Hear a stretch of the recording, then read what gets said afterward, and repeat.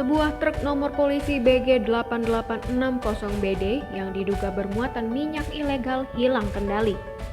Truk tersebut bablas menyeruduk rumah warga di Desa Ulak Kerbau Lama, Kecamatan Tanjung Raja Ogan Ilir, Kamis 20 Januari 2022 pukul 5 waktu Indonesia bagian Barat.